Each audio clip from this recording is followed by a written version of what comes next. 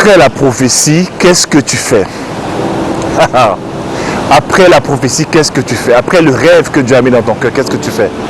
Une prophétie, c'est un rêve qui met dans ton cœur. C'est une parole que Dieu met dans ton cœur. C'est une parole qui annonce une nouvelle saison. C'est une parole qui annonce clairement ce que Dieu a l'intention de faire avec toi, en fait. Et souvent, ce qui se passe, c'est que lorsqu'on reçoit la prophétie, on est excité, on est très content, on est champion du monde, on se sent pousser des ailes, on se dit, waouh, Dieu m'a béni, ma vie va changer. Ma vie va changer, voilà.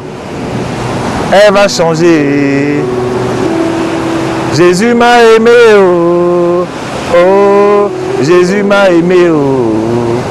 Ne me cherchez plus là-bas, oh. Dieu a changé mon adresse. Ne me cherchez plus là-bas, oh. Dieu a changé mon identité. Il va me prendre, il va m'arranger, il va me positionner. Il va me prendre, il va m'arranger, il va me positionner. Ne me cherchez plus là-bas, oh. Dieu a changé mon adresse.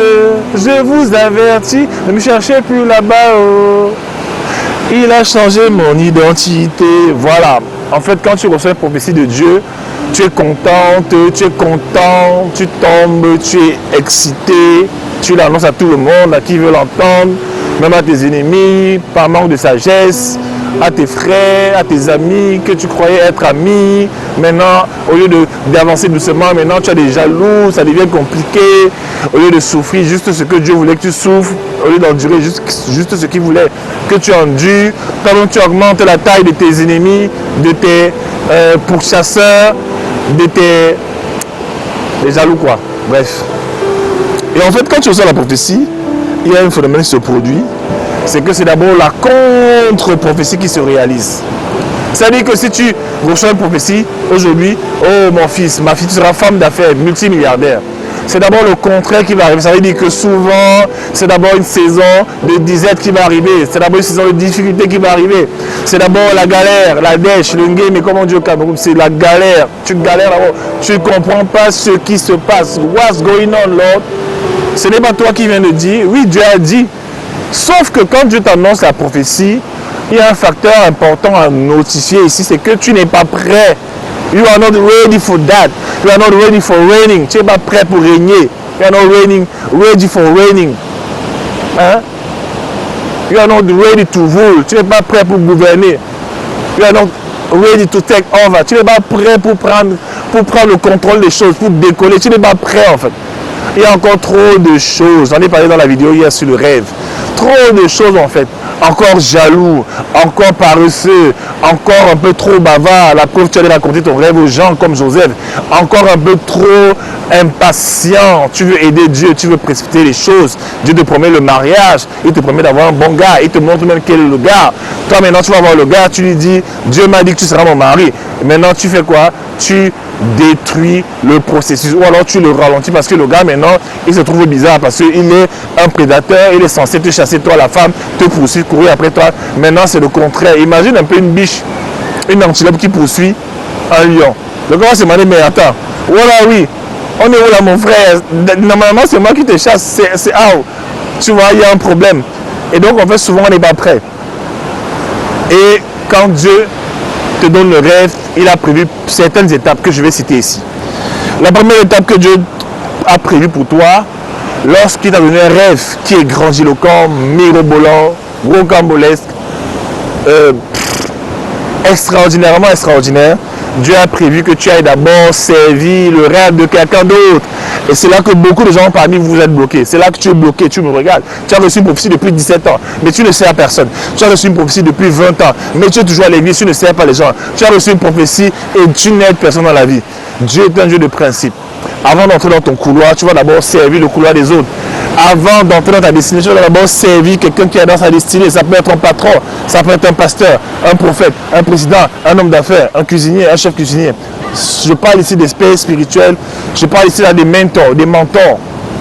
Généralement, quand Dieu va vouloir t'élever, il va d'abord faire de toi un serviteur. Or, celui qui n'a jamais servi ne pourra jamais être servi. Tu veux qu'on t'obéisse, il faut que tu apprennes à obéir. Il y a beaucoup de gens comme ça, ils s'étonnent. Ils ont trop de talent, ils sont bons, mais personne ne les suit. Hein? Si tu veux voir si tu es un leader, regarde le nombre de personnes qui te suivent. Tu as tous les talents, mais personne ne vient te servir. Tout ce que tu fais, tu organises, c'est dur. C'est dur. Parce que dans le passé, tu n'as servi personne. C'est-à-dire, ma femme et moi, on a organisé le Love Tour à Douala et à Yaoundé. C'était extraordinaire le nombre de personnes qui nous ont aidés, qui sont venus nous aider, hein, qui sont venus investir dans ça. On avait déjà payé la salle, on avait déjà fait tout, mais il y a des gens qui venaient encore. Hein, l'autre qui vient avec la sono, l'autre qui nous donne le rétroprojecteur, l'autre qui nous amène des chants, des musiciens, et qui paye pour ça, qui investissent, qui croient en ça. D'autres personnes, une avocate même, Ariane Guidjo, je te fais un coucou. Elle vient, elle laisse son boulot, elle vient voyage, elle vient nous aider en fait. Elle trouve les hôtesses, elle les coach, elle les booste, elle les positionne. J'ai mon frère qui a son entreprise, le Dja, qui est sérigraphe, il a produit des t-shirts. Love Tour, ici au Cameroun. Hein? J'ai Edith Kamwe, qui est une de mes talentueuses, qui a son entreprise en fait de déco. Elle est venue, elle a servi. Même elle était à Douala, elle a servi. Elle est allée à Yaoundé, elle n'a pas pu servir la journée parce qu'elle avait un événement. Le soir, elle est encore venue servir. D'accord? Lorsque tu as servi les gens dans ta vie, on va te servir. Je me souviens de ces années-là avant de me marier où je servais. Je servais.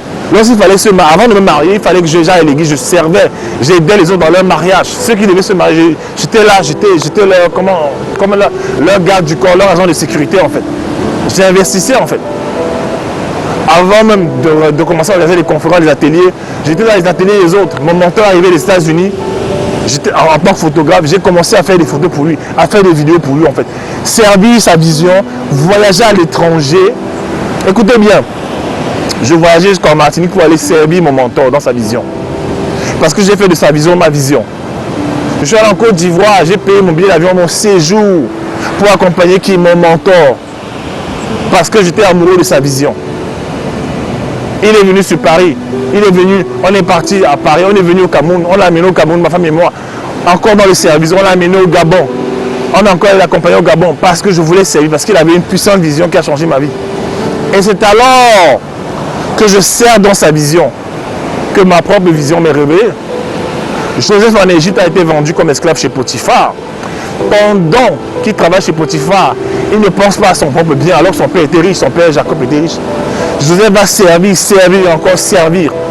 Et pendant qu'il va servir, une chose va se produire. Son potentiel va se manifester.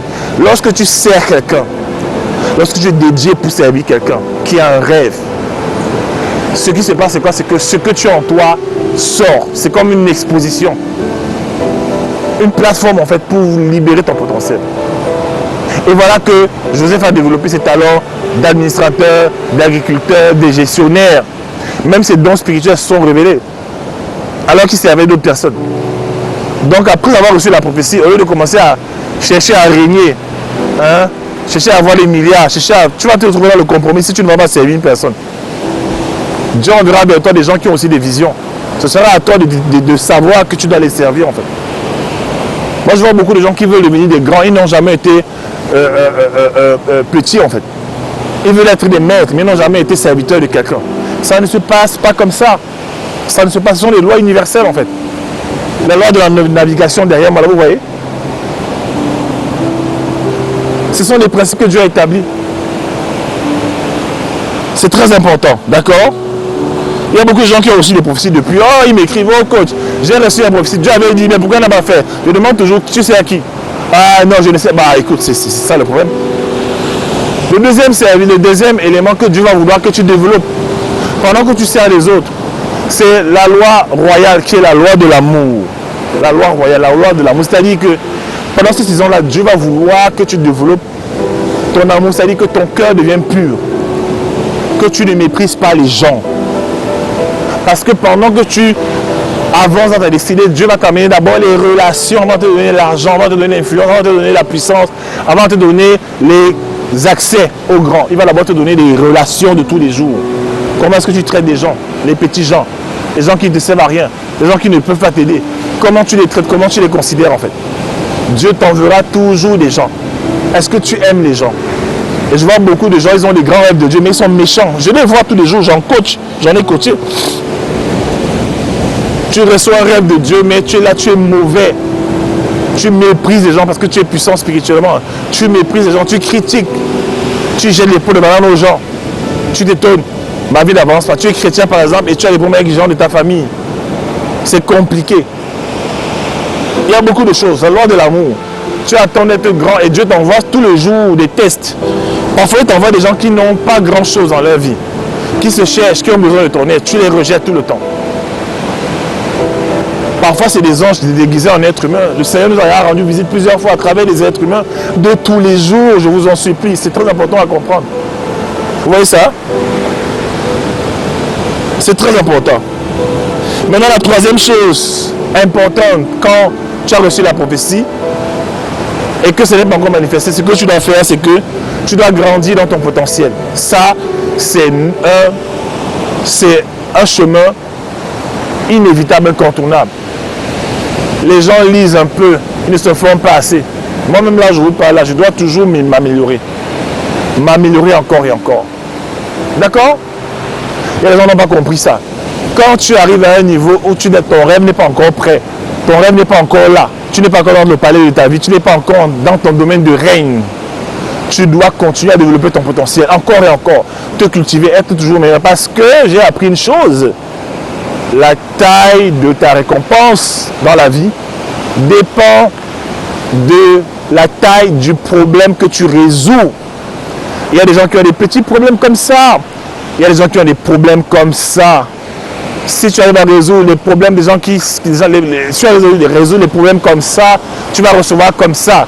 Et pour résoudre les problèmes comme ça, il te faut avoir une grosse compétence comme ça en fait. Vous comprenez ça? La plupart des gens règlent des problèmes de tous les jours, c'est-à-dire ton voisin a envie de peut-être que tu repasses son habit. Ok, tu repasses. Oui, ça n'a pas une grande récompense. Ton cousin a besoin un peu de répétition en anglais, tu l'aides. Voilà les petits problèmes que les gens résolvent. Les problèmes de tous les jours. Everyday problem. Everyday matters. Non. Tu dois résoudre des problèmes qui enlèvent le sommet à des grandes personnalités. Ces gens-là, ils ont des problèmes. Ils ont des challenges en fait. Vous comprenez ça? C'est important. Augmente ton potentiel. Développe ton don, tes dons spirituels, tes talents, développe-les. On a une formation qui commence le 11 septembre, la formation des talents. Tu dois être excellent. La Bible dit qu'observe un homme habile dans son ouvrage. Sa place est auprès des rois et non en compagnie des petites personnes, des personnes, on va dire en compagnie des gens obscurs. C'est ce que la Bible dit. C'est pas moi, on n'allait pas me tuer. La Bible le dit en fait. Les gens obscurs, c'est quoi? C'est des gens qui sont tout le temps en train de souffrir dans la vie, qui ne voient pas la lumière en fait. Les gens obscurs, c'est ça, ils ne voient pas la lumière. Oh, un homme habile, en fait, à cause de ses talents, il voit la lumière. Donc voilà ce que je voulais te dire. Là, je suis à Kribi, tranquille. Nous sommes en vacances. Nous avons passé pratiquement un mois et demi à préparer le loft. Tout c'était très fatigant. Mais c'est la volonté de Dieu, on se repose. Et j'ai une très bonne nouvelle pour vous. Le loft tout se déplace maintenant à Paris en la première semaine d'octobre à Paris. Loft tout Paris. Donc vous aurez d'autres infos sur internet. Préparez-vous, ça va être chaud. Allez William Jamen, merci.